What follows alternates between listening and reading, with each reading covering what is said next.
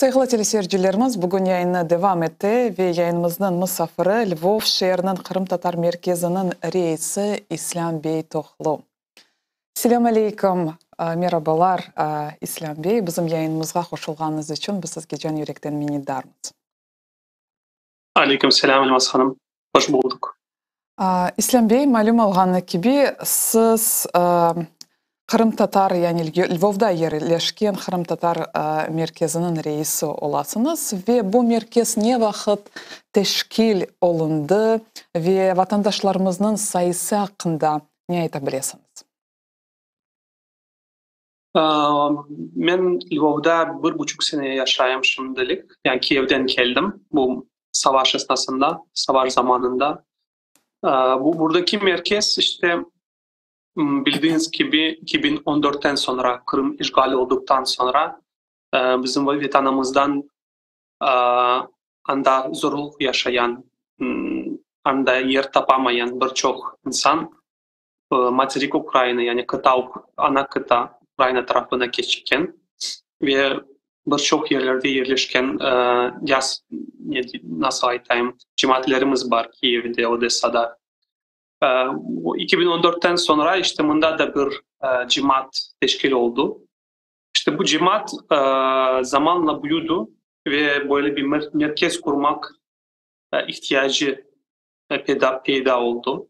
Bundaki aktif insanlar, aktif adamlar böyle bir merkez kurmaya teşebbüsle çıktılar ve 2017'de Saksaganskova sokağında bir bina kiralandı ve Türkiye'deki işte desteklenen bir vakıf desteğiyle ve o zamandan beri bunda işte bu merkez çalışan farklı insanlar, farklı aktivistler bunda bu merkezin işleri yürüttüler bu zamana kadar. İşte son sene işte bizim Müftünün Aydın Hoca'nın teklifiyle ben de bunda şey yapam, bu merkezle uğraşam.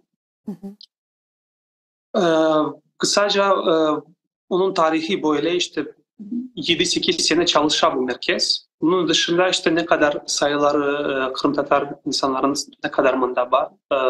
Şimdilik saymak ağırdır. Yani bir savaş başlayınca belki cemaatin yarısı yurt dışına çıktı. Şimdilik en son yardım dağıttığımız zaman ben Google forumlar sayesinde biraz bir sayılap yaptım. Kaç insan, ne kadar insan bunda var. 45-50 oranta civarında şimdilik Lvov ve Lvov'un civarındaki kasabalarında yaşay diye tahmin edebilirim şimdilik bu kadar. Yani 500 kişi şimdilik var Lvov vilayetinde. İslam Bey, ya bu yıllar içinde bilemiz vatanımızdan uzakmız, halkımızı saklamak için, milletimizni, yani bizim kimliğimizni yaşatmak için nasıl tedbirler alıp barasınız? Ya bu son senede biz bunda birçok tertip yaptık, organize ettik. Bundaki işte bizim bunda yaşayan aktif insanlarla birlikte bilirsiniz belki burada Ahmet Ağa var. Bizim onun karısı Dilara Hanım var. Cemil Ağa Karikov var. Safiye Hanım var. Birçok bir insan bunda toplanılan şimdilik. Ve bu güzel insanlarla birlikte biz burada bazı tertipler organize ettik ve hala organize etmeye çalışıyoruz. Birincilik en çok yaptığımız etkinlikler daha çok Kırım Tatarlarını ve Kırım'ı tanıtmak için, Kırım kültürünü tanıtmak için biz merkezimizde işte mekteplerde okuyan balalarını çağıramız. Üniversitelerde okuyan balaları çağıramız. Bu da normal fakültelerden gelen hem de mesela kültür fakültelerden gelen öğrenciler var. İşte bu studentlere prezentasyonlar yapamız veya böyle dersler yapamız. Onlar da merakla geliyor. Onlar için bu pek meraklı bir tema, meraklı bir meseledir. Çünkü Kırım Tatarlar hakkında az bilgi var. Okullarda ve üniversitelerde. Ve bazen hocalar bu inisiyatifiyle şey yaparlar. Bize telefon açarlar ve aytarlar ki işte siz bizim öğrenciler için böyle bir program yapar mısınız veya böyle bir tertip ya biz de cevap veririz bu çağrılara. Hem böyle bir kültür hakkında bir ders veya prezentasiya yapamız. Sonra işte mesela din hakkında ben anlatam. Sonra imkanımız varsa biz mesela Kırım Tatar aşılarından veya tatlılardan bir şey onlara ikram etmeye çalışamız ki balalarda böyle bir nasıl aytayım bütünsel bir şey oluşsun, bir bilgi oluşsun. Bir tertipler yapmaya çalışamaz. Bunun dışında biz cemaatten veya mesela buradaki administrasyadan veya okullardan gelgen davetlere cevap da veremiz. Bazen üniversitelere davet ederler. Orada ders veremiz. Veya kurgulu stollar olganda bize davet ederler. Biz de cevap veremiz, ketemiz, anlatamız. Bazen okullarda bazen böyle tartışmalar veya dersler olurlar. Oraya da gitmemiz. Buradaki meriye de gitmemiz. Orada da bazı bizim kültürümüzü veya bizim anlayışlarımızı temsil etmek gerek olduğu zaman bizi davet ettiler. Biz de gitmemiz. En son hatırladığım gibi biz gittik. Bizim bu Lvov'daki meriyada böyle bir tertip olgan daha çok işte biz analık meseleyi konuştuk ve biz herkes kendi kültüründen işte analık nedir, nasıldır anlatkan. Biz de işte bizim Kırım Tatar analık anlayışımızı hem bizim hanımlarla birlikte anlatmaya çalıştık. En son mesela da bazen müzeler bizi davet ettiler. Bizim burada en son senede buradaki müzelerle güzel böyle yaxşı ilişkiler kurulgan. Dim Franka var ve Franko evi, onlarla ilişkilerimiz pek yakın. Bunda işte Hotkeviçe müzeleri var, bazı kütüphaneler de var, onlarla ilişkilerimiz pek yakın. İşte onlar bizi bazen davet ettiler, bazen onlar bir merasim tertip yaparlar. Kırım Tatar kültürü hakkında bizi davet ettiler, biz de anlatmaya çalışamız. Bazen biz de gitmemiz ve orada böyle organize edemez böyle merasimleri. En son hatırladığım gibi işte bizim Hotkeviçe Müzesi böyle bir şey yapan, böyle bir merasim tertiplenirken biz de gittik işte anlattık. Ve güzel bir programlar yaptık en sonunda. Bazen buradaki işte balalar için özellikle bizim Ahmet Ağa böyle şey yapan master classlar diye geçirilgen özellikle örnek ornamenti konusunda bizim Ahmet Ağa bu konuda bizim merkezimizde birçok master class geçirdi. Balalar da böyle büyük insanlar da pek zevkli bularlar bu master classlar. Hem bizim ornamenti öğrenmek açısından beginnerler hem bizim kültürümüzü daha yaxşı tanımaya imkanı bularlar. Böyle master class'lara da davet etmeye çalışamız. En son Ramazan ayında şey yaptık. Mesela bu da bizim Kırım Müftü'nün teklifiyle böyle bir iftar geçirdik. Böyle birçok kültüründen bundaki dostlarımızı işte ne diyelim Hristiyan cemaatinden papazları veya mesela tanıdığımız müzelerden, üniversitelerden, meriyadan adamlarını davet ettik Ramazan'daki iftara ve bu iftardan önce tek böyle yemek yedirmek için bunları çağırmadık. iftardan bir saat önce onları çağırdık ki o bir saat içerisinde Ramazan hakkında bizim işte e, oraza kültürü hakkında bir şey anlatmak ve bu dini kültürün bir parçasını onlara tanıtmak için böyle bir merasim geçirdik. O da yaxşı kırdı yani bizim cemaatimizde. Onu da tekrar etmeye çalışacağız inşallah. Bunun dışında birçok var da şimdi aklıma gelmiyor. Bazı böyle küçük programlarımız ola yani tek seferlik, stabil değil tek seferlik programlar ola. Mesela bizim en son Wikipedia seminerleri veya bazen mesela kitap tanıtımları yapamaz. Bizim Kırım hakkında veya Kırım'la alakalı bazen kitaplar yazılan Ukraynalı veya Kırım Tatar yazı autorlar tarafından ve bazen onlar yazar, bazen onlar bunu yapmak istiyorlar ve bizi yazarlar. Biz işte Lvov'a gelemiz ve kitabımızı tanıtmak istiyoruz, cemaatla buluşmak istiyoruz. Biz de seviye seviye buna cevap veremiz ki insanlar daha çok kitapla buluşsun, yeni şeyler öğrensin diye. En son işte bizim şimdi aklıma gelmiyor bazı kitaplar var. İşte onları tanıttık. En son da Gülnar Hanım geldi. Lvov'a o da tanıttı kendi kitabını. Merkezimize de uğradı. Güzel güzel kişi.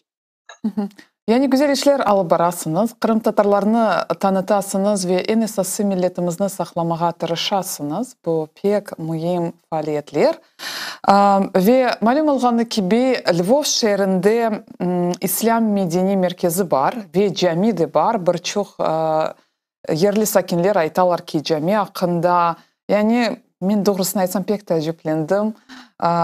İmkanlar oldular cami açmağa. Yani bu hakkında tafsilatlıca hikaye etiniz. Nasıl bu dini merkez açıldı, cami açıldı. Çünkü o tarafları onlar pek öyle bilesizim konservatif, öz ananelerine uygan.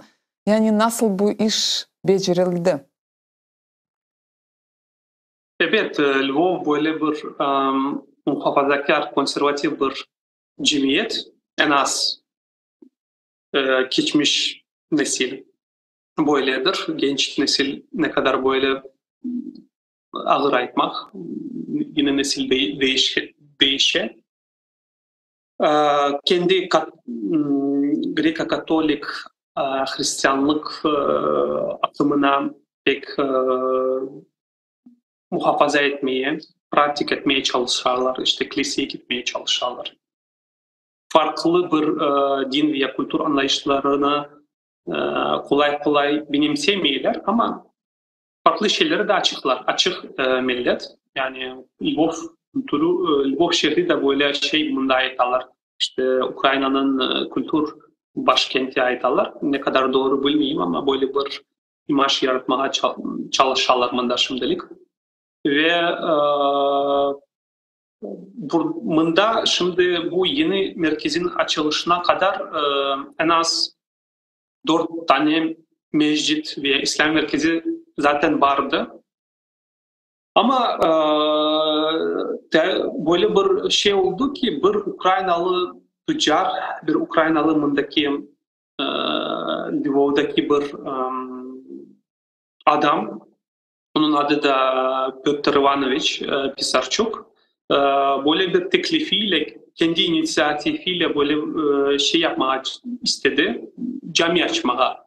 İşittiğim gibi mesele hikaye böyleydi. O Mısır'a gitti, Egipt'e gitti ve o anda aynı mekanda hem kilise yani bir serkaf hem de mescid bir cami vardı.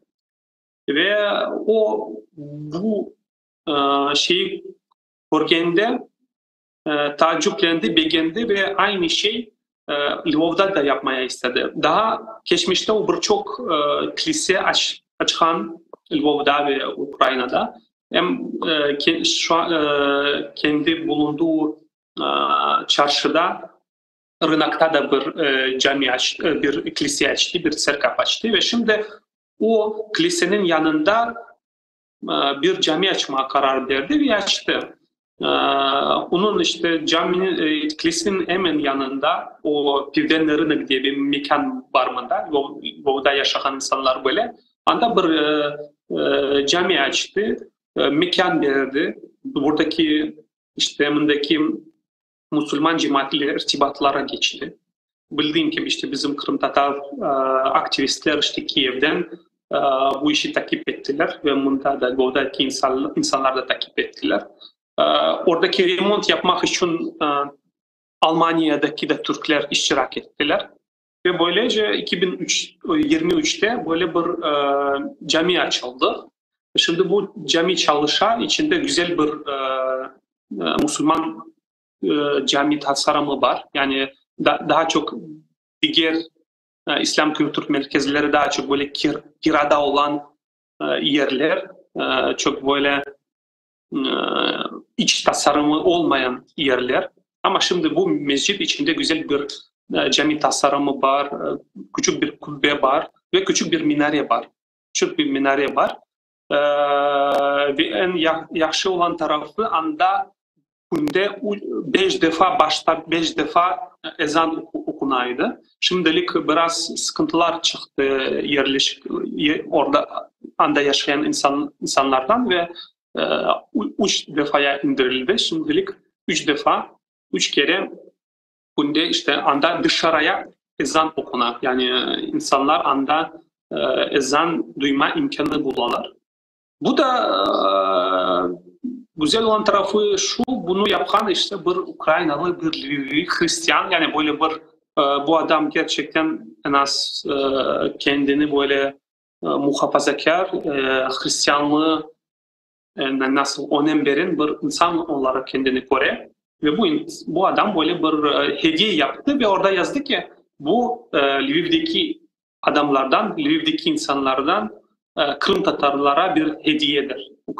Ukraynaca dilinde anda böyle bir yazı var. Yani siz kırdığınız zaman anda bu yazı koruyorsunuz. Bir tarafından işte hem kültür merkezi bir yazı var, diğer taraftan işte Lvov insanlardan Kırım Tatarlara bir hediyedir. İşte böyle bir güzel bir şey yaptı. Gerçekten bu bir Ukrayna tarihine kıracak bir iştir. Çünkü bazen böyle bir Müslümandan beklenmeyen bir şey. Yani bazen Müslüman böyle bir merkez açmak, fark olmasın işte bir kültür merkezi veya bir İslam merkezi açmak için belki büyük zengin insanlara kitleler işte destek olunuz, açalım falan aytalar. Ama birçok Müslüman da desteklemeyi yapmayı. Ama bunda kendi inisiyatifiyle, kendi niyetiyle bir Ukraynalı bir Hristiyan bir insan Lvov'da böyle bir şey yaşadı. Bu gerçekten güzel bir örnektir ve belki bilmiyorum birçok ülke için nadir bir Bu gerçekten de pek örnektir. men sizden razıyım İslam Bey. Bu gerçekten de pek mühim çünkü Avrupa'da anda çok camiler var. Avrupa'nın çeşitli ülkelerinde ama minareleri yok ve ezanlar yasak. Ama bu konservatif şehirde ezanlar hiç olmadan okulsa bu elbette ki pek mühim. Ve növbeteki sualim böyle olacak. Ya yerli halk Kırım Tatarlarını nasıl kabul etti? Çünkü ben hatırlayayım 20 yıl evvel men anda barganda yani kıyın edi meseleler. Bugünkü günde nasıl? Yani bunda şimdi en az benim nasıl diyelim ben böyle hissettim ki çoğu adamın da Kırım Tatarları bazen severek bazen de böyle bir merakla büyük bir merakla bizi şey yaparlar karşılayırlar. En az bizim merkezge gelgen insanlar bizim derslerimize veya prezentasyonlara gelgen adamlar böyle bir merakla böyle bir şeyle yani bizge yukarıdan aşağıya değil de böyle bazen Rusya'da olduğu gibi böyle bir tam tersten böyle bir merakla bizim kültürümüze sahip çıkarlarında bazen böyle Korem bazen balalar gelirler geçken Geçen sefer bir kız geldi 17 yaşında kendi niyetiyle başladı Kırım Tatarca öğrenmeye ve bana böyle Kırım Tatarca yazdı. Bir Ukraynalı kız. Üniversitede bambaşka bir şeyler öğreniyor ama kendi niyetiyle böyle bir Kırım Tatar dilini sevmeye ve öğrenmeye başladı. Birkaç kitap aldı, birkaç sözlük aldı ve bu sözlükle bu Kırım İnciri diye bir kitap var, onu da aldı ve böyle okuya okuya Kırım Tatarca öğreniyor ve böyle örnekler çok. Bizim buradaki dostlar, Ukraynalı dostlar hep bizde ait sorarlar. İşte sizin dersler olursa biz geleceğiz, Tatarca öğreneceğiz veya başka da seferlerde biz burada bazı merasimler geçirdik. İşte bakalım insanların gözlerinde bir şey var. Yani merak var hem de var. Tam tersinden böyle bir taaccüp var. Yani bizge böyle bir hem saygıyla hem hürmetle hem merakla davranırlar. Bu sene içerisinde birçok dostumuz da oluştu. Zaten bilmeyeyim ama Lvov'daki insanlar Kırım Tatar halkına daha yakın gibi görünüyor. İşte kıyasladığımız zaman Doğu Ukrayna tarafıyla kıyasladığımız zaman buradaki insanlar bizi daha çok anlayırlar. Bizim işte milli kültürümüze sahip çıkmamıza daha yaşı anlayırlar. Bizim kültürümüze olan merakı daha çok gösterirler. Ben mesela aynı şeyi yaşadığım, doğduğum Kherson vilayetinde görmedim. Kiev'de de çok görmedim. Odessa'da yaşadığım zaman da görmedim ama burada böyle bir ayrı bir merak kurdum insanlar tarafından. Ve beklediğim gibi değil yani Lvov'daki insanlar. Yani onlar bir tarafından kendi kültürüne ve diline sahip çıkarlar. Ukraynaca laf etmeye çalışırlar. Rusçayı kabul etmezler ama diğer tarafından özellikle bizim Kırım kültürüne, Kırım Tatar kültürüne merakla, saygıyla ve hürmetle yaklaşırlar. Bu güzel ve şunu da kaydetmek isteyeyim. Yani Katolik Üniversitesi'nde, yani adı Katolik ama devletinin en güzel üniversitesi sayıla. Böyle halkara seviyede güzel üniversitesi sayıla ve anda Kırım Tatar dil dersleri var. Ve insanlar, yani bu dersler başlandı çünkü insanlar yazıldı. Merak, Kırım Tatar diline merak gösterildi ve bayağı çok insan yazıldı. Şunun için bu üniversitede Kırım Tatar dil dersleri başlandı. İslam Bey, siz Wikipedia hakkında aytıp geçtiniz.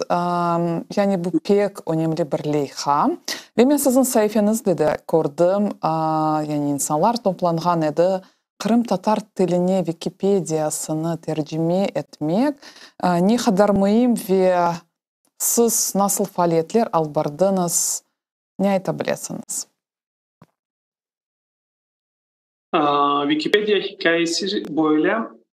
Şöyle ki bizim bunda bir yaşayan arkadaşımız var, Mariana Senkev. Biz onun Wikipedia vasıtasıyla işte tanıştık. O bize yazılgan, bilmeyeyim kim yazdı o zamanlar ama Kiev'den belki yazdılar. İşte aytılar ki biz Kırım Tatar dilinde bir maraton geçiremiz. Kırım Tatar Wikipedia ile alakalı ve biz Lvov'da işte bu maratonun içerisinde bir tertip, bir merasim geçirmeyi istediğimiz.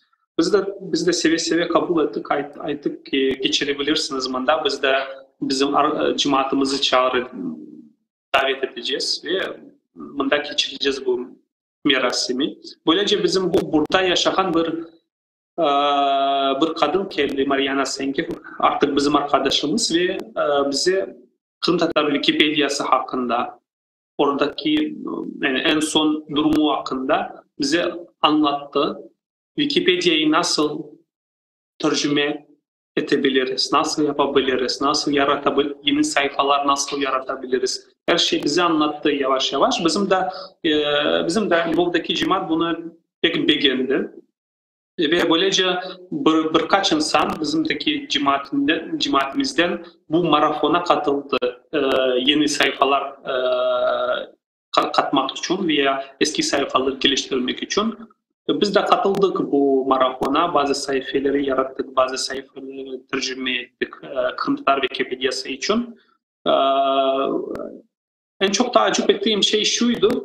Bizim Kırım Tatar Wikipedia'sı onunla uğraşan ve ona katkı sağlayan kişiler Kırım Tatar değil de bizim burada yaşayan Lvov insanlarıydı. İşte onlardan biri bu Mariana Hanım. Mariana Hanım da işte bir üniversitede çalışan bir Ukraynalı hanım. Bir Lvov e, vatandaşı.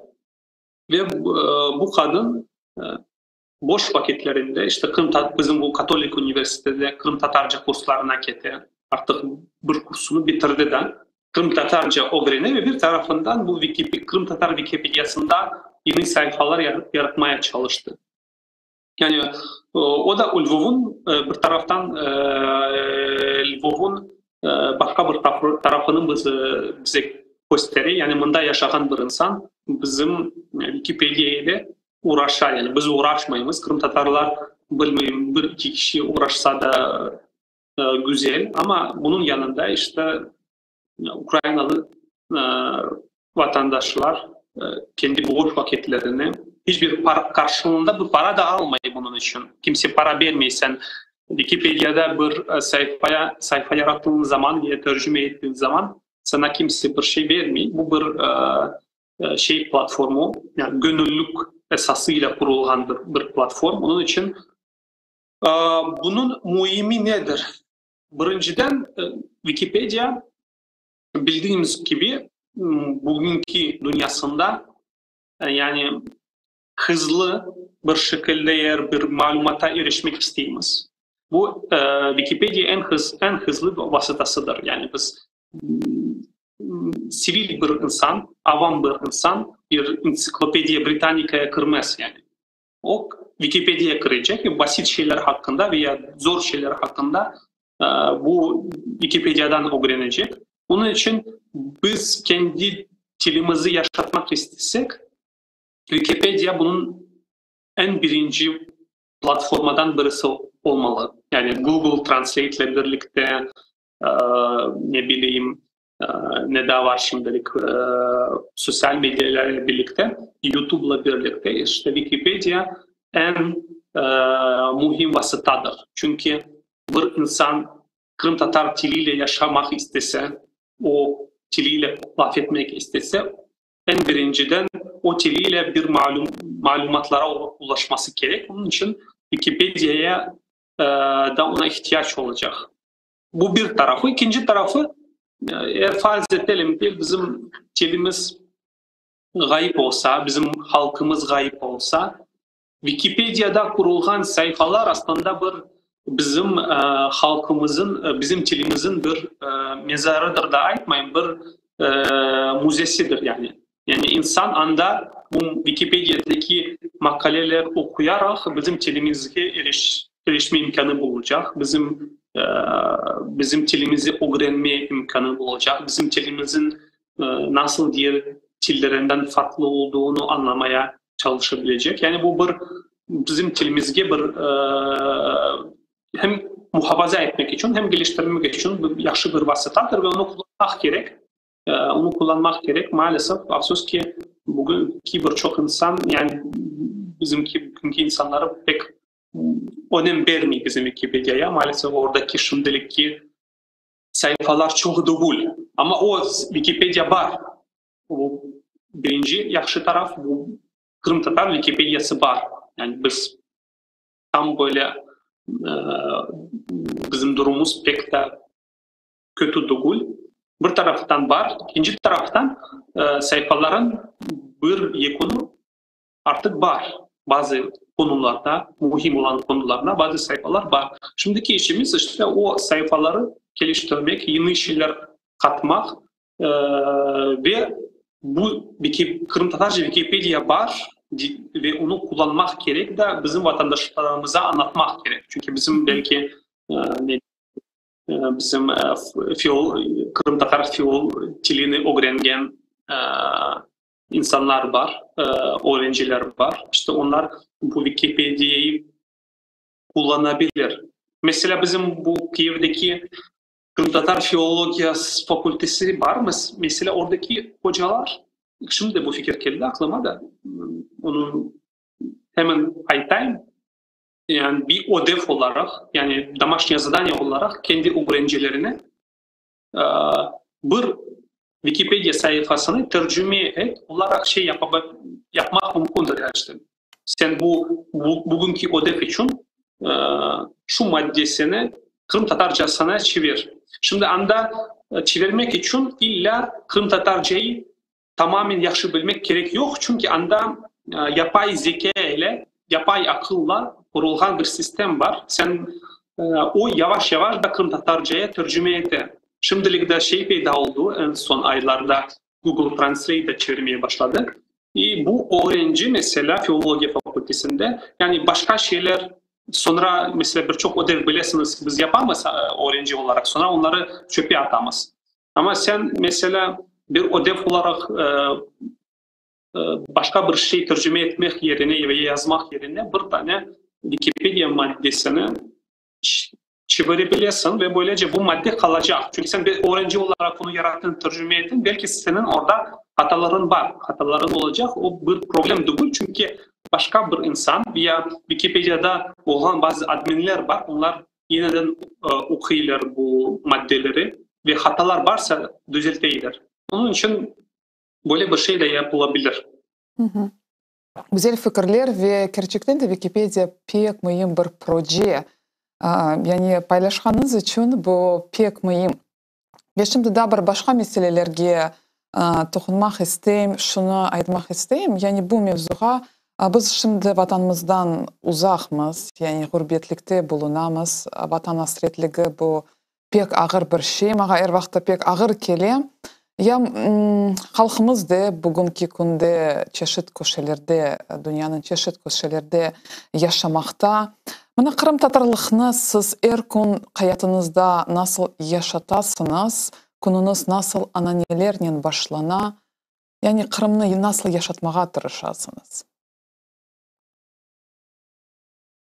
Yani Kırım'ını nasıl yaşatmaya çalışan? Yani en az bizim adımızdan dolayı veya şu anki yaptığımız buradaki merkezinden, işimizden dolayı Kırım Tatarlığı yaşamak pek ağır olmayı çünkü Kırım Tatarlığı hakkında laf etmemiz, anlatmaya çalışmamız. Biz her ay mesela bizim merkezimizde kuruşuvlar geçiriyor. Biz kuruşuv program yapamız. Bu kuruşuvlarga işte burada yaşayan adamlar, Kırım Tatarlar gelirler. Ve bunda Kırım Tatar aşıları yapmaya çalışıyorlar birlikte. Bazı meseleler, laf ederler, sohbetler yapıyorlar. Bazı mesela cemaatin biri bir konu hakkında bir şeyler anlatar. Böylece böyle kuruşlar yapamaz. O da cemaatin Kırım Tatarlığı yaşatmaya yardımcı ola. Ara sıra da bize böyle insanlar yazarlar internetten. İşte aytalar, ben bunda işte Lvov'da 25 sene yaşadım. Kırım Tatarım ama hiç Kırım Tatarı bilmeyeyim. Ananelerimi de kaybettim. Yeni bunu yaşatmak için bir şey bana lazım. Sizin merkezge gelmeyi isteyeyim. Böyle insanlar da yazarlar, onu hissederler. Yani bunda yaşayarak kendi kültürümüzü kaybettiğimizi hissederler. Yani ama ben şahsi olarak Kırım Tatarlığı nasıl yaşatam ağır bir soru gerçekten. Daha çok ben Kırım hakkında kitap okuyarak belki en az Kırım fikri mende yaşay. İşte mesela en son işte ben de Türkiye'den birkaç kitap getirdim. İşte Kırım tarihi hakkında, sürgünlük hakkında, İsmail Gasparalı hakkında, bu konular hakkında kitap okuduğum zaman veya bilmeyeyim bilgi edindiğim zaman biraz o Kırım meselesi, Kırım şeyleri yaşatılar en az yüreğimde, zihnimde. Bunun dışında bir hayat tarzı olarak bizim Kırım Tatarlıktan tam olarak bize ne olacak? Mesela bizim bildiğim gibi bizim birçok vatandaşlarımız kahve kültürüyle bu işi yaparlar. Ben kahve içmediğim için böyle bir şeyim yok bende. Onun için onu söylemeyeyim, aytmayayım. Ben kahve içmediğim için anneannem hayatımda yok. Onun dışında işte dediğim gibi yaşıyorlar. Yani kitapnen tolasınız. Kırım hakkında kitaplar sizge Kırım'ını yaşatmağa yardım etti. Ya Müslüman olmayan devlette, şimdi şehirde olasınız.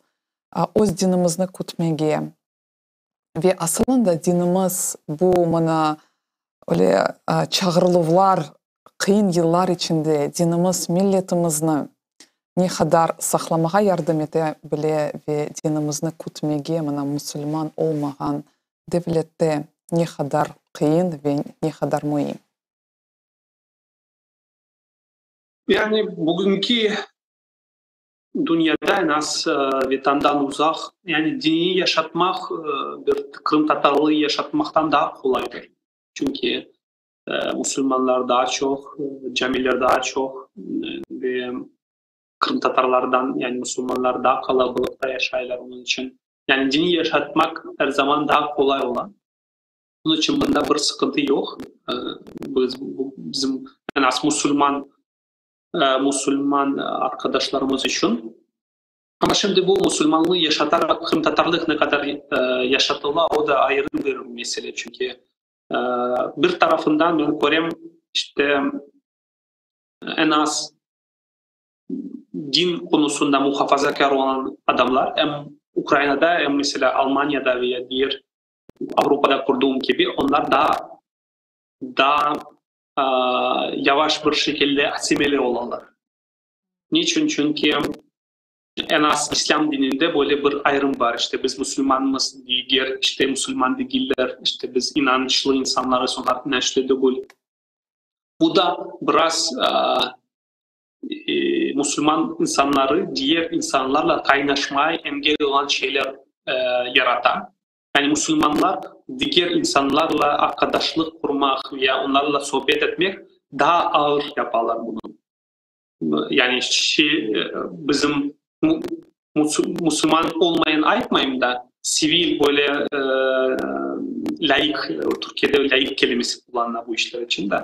Yani dine pek bağlı olmayan adamlar diğer cemaatle diyelim mesela Ukrayna'da Ukraynalı bir insanlarla daha hızlı bir şekilde irtibata kuruyorlar. Daha hızlı bir şekilde onlarla şey yaparlar. Ve bunun için onlarda bir engel yok. Ama Müslümanlar böyle bir din tarafından böyle bir engeller çıkar. Özellikle mesela bir insan evlenmek istediği zaman bir Müslüman pek kolay başka biriyle evlenmez. Çok eğer kadınsa daha ağır bir şekilde evlenir. Erkek belki daha kolay evlenebilir ama o da en son çare olduğu zaman başka bir milletten birini alacak, başka bir dinden birini alacak. Ama laik insanlar bu konuda biraz daha rahat davranırlar. Onun için onların asimile olmak daha kolay olan.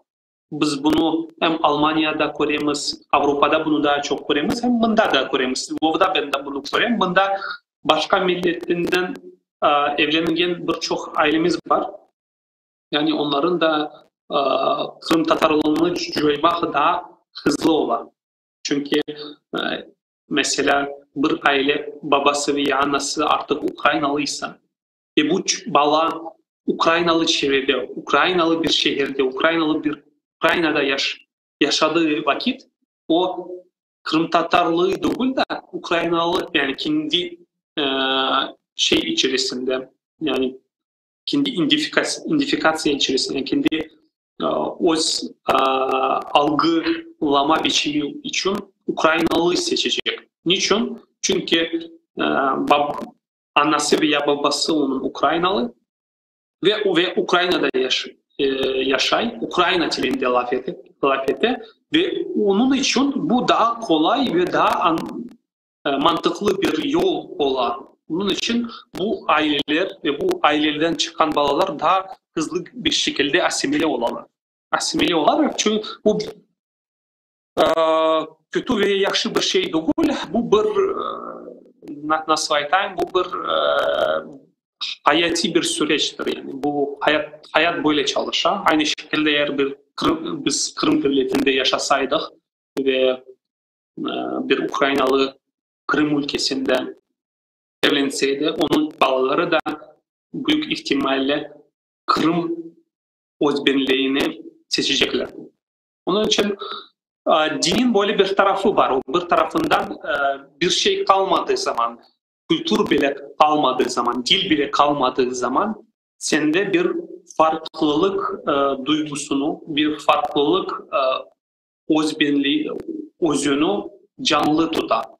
Çünkü sen belki aynı dilinde laf etsen, Rusça veya Ukraynaca, belki aynı vatanda yaşaysın ama din olarak, inanç olarak ve değerler olarak farklı olarak kendini hissedersin ve bu da seni, o farklılığı sende muhafaza eder ve böylece sen bir insan olarak ya bir cemaat olarak daha yavaş asimile olasın. Her halükarda bu insan zamanla asimile olacak eğer bir şey değişmeyecek onun hayatında. Çünkü zaman böyle bir şeydir.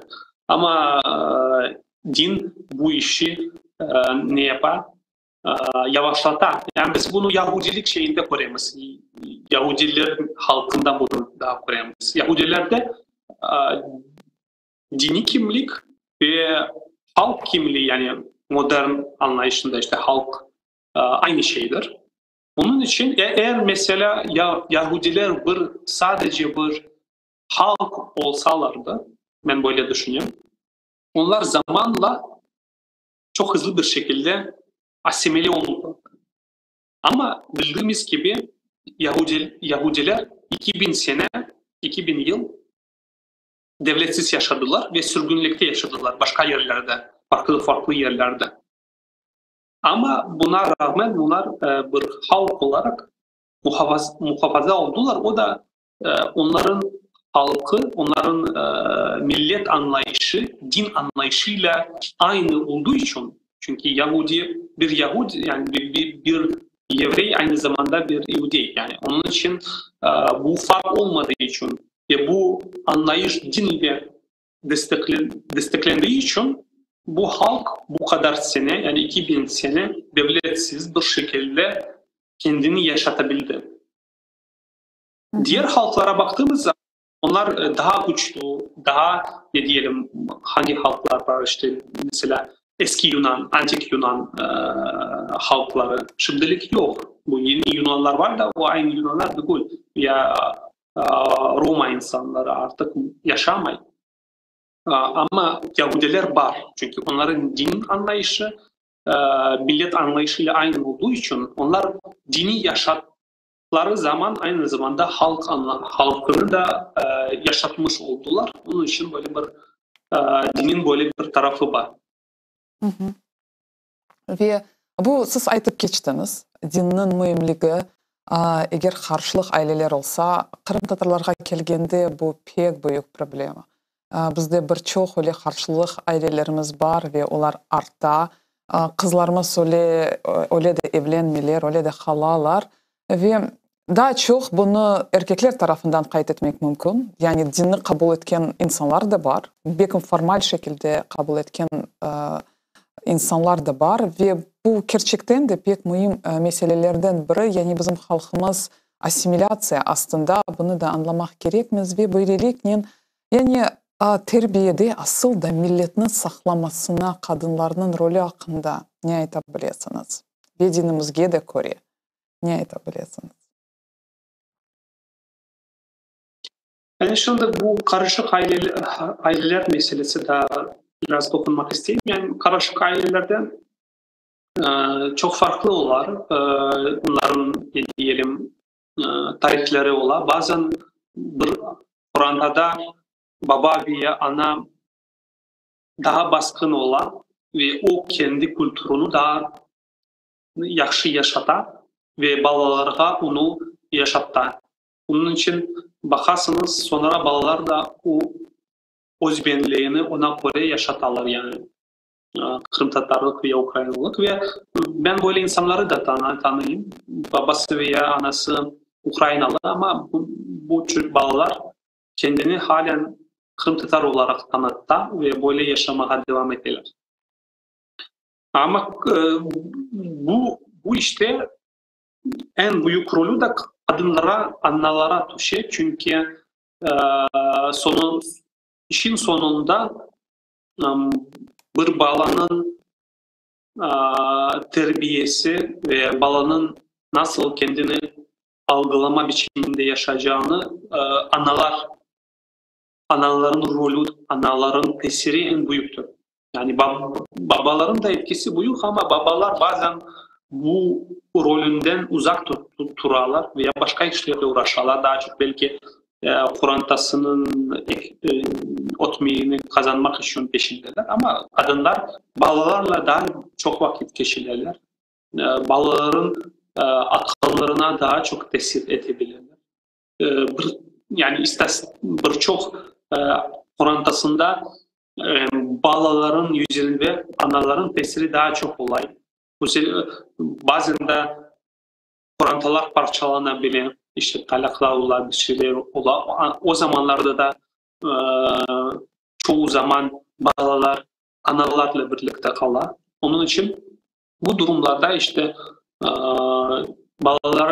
balalar üzerinde en büyük tesiri, en büyük etkisi analar tarafından olur. Bunun için bir mütefekkir aydı ki işte siz bir adama, bir erkeğe eğer güzel, yaxşı bir eğitim, yaxşı bir marif verseniz siz bir yaxşı adam yapmış olurdunuz. Ama eğer siz bir kadına yaxşı bir eğitim, yaxşı bir marif, yaxşı bir terbiye verseniz siz bir milletini terbiye eğitmiş olurdunuz. Onun için kadınların tesiri burada pek büyüktür ve bu da işte bizim nasıl biz kadınlara nasıl bir eğitim veremiz, nasıl bir terbiye veremiz o da ona bağlıdır. Onun için ona daha çok dikkat, daha çok önem vermek gerek. Халқымызға келгенде, мәлім olğan gibi халқымыз бүгінгі күнде dünyanın çeşit köşelerinde, çeşit ülkelerinde yaşay. Men açsam bu içtimai ağlarını ve şunu qaytetem, Miami qaytetem, Florida qaytetem, her gün görem ki milletim bütün dünyada dar kaldı ve elbette bu pek üzücü bir şeyler. Ama yani halkımızı kayıp etmemek için bakın nasıl biz içtimai ağlar zamanında yaşayımız, internet zamanında yaşayımız. Yani milletimizden bak kurmak için ne yapmalıyız? Ağır bir zamanda yaşayımız ama ben geçen bir kitap okudum işte bizim Kırım tarihiyle ilgili bir kitap ve anlayayım ki son 250 sene bizim halkımız aynı şeyler yaşar. Yani bizim işte 19 Nisan 1783'te işgal olunduğumuz zaman işte Rusya tarafından işgal olunduğumuz zaman ve devletimizi kaybettiğimiz zamandan itibaren bizim tarihimiz tekrarlanar. Eğer 30 veya 20 sene içerisinde Kırım'da veya Kırım'ın yakınlarında bir savaş ola veya Rusya tarafından baskılar ola ve bu savaş veya baskıların yüzünden bizim halkımızdan bir parçası veya büyük bir parçası başka memleketlere göç etmeye zorunda veya göç etmeye tercih etti. İşte biz bunu 18. asrın sonunda koruduk. İşte işgalin ilk zamanlarında Rusya Çarlığı bize büyük bir zulümler yaptı ve bizim halkımızdan büyük bir kısmı Osmanlı, yani o zamanlar Osmanlı Türkiye'sine koştu. Kim Romanya'da şu an kaldı, kim Bulgaristan'da, kim Türkiye'de şimdilik. Onların torunları şimdi yaşayın. Ve sonra işte Kırım savaşları oldu Osmanlı Rusya arasında. O zamanlarda Kırım Tatarlar iki büyük devlet arasında kaldılar ve bazıları işte bu savaştan dolayı başka memleketlere göç etmeye zorunda kaldılar. Ve böyle sonra Birinci Dünya Savaşı, İkinci Dünya Savaşı ve 44'te bizi tamamen bitirdiler. İşte Uzbekistan'a sürgün ettiler. Yani 44'teki sürgünlükle birlikte işte bizim halk sırtına indirildi en az Kırım toprağında. Sürgünlükten sonra kayıttık. Şimdilik 2014 başladı. Şimdilik de 2022'de savaş. Böylece biz 250 seneden beri 250 sene 2,5 asır böyle bir daimi bir güçler olan Kırım'dan, en az bizim halkımız tarafından ve biz şimdilik azınlık, kendi topraklarımızda azınlık. Çünkü göç etken insanlardan çoğusu ayıkmayayım da önemli bir kısmı veya yarısı veya belki her zaman farklı olan bu sayılar ama bir kısmı her zaman göç ettiği topraklarda kalan. Bu normal bir şeydir çünkü insanların hayatları onda geçmeye başlay, insanlar orada alışmaya başlay, hayatın sonuna gelir ve artık enerjisi kalmayıp başka kayıtmak için veya yeni bir hayatı yeniden başlamak için. Çünkü ben kendi Kur'an'ıma baktığım zaman işte biz 44'te bizi sürgün ettiler, biz Uzbekistan'da yeniden hayatı başlayımız işte anda. Evler kuramız, sonra 60'ların sonunda işte biz Kırım'a göç etmeye çalışamız. Uzbekistan'da bütün evler bırakıla. Kırım'a bizi kimse sokulmayı, biz Kherson vilayetinde yaşamaya başlayımız. Anda yeniden evler kurulda, yeniden hayatlar başlana.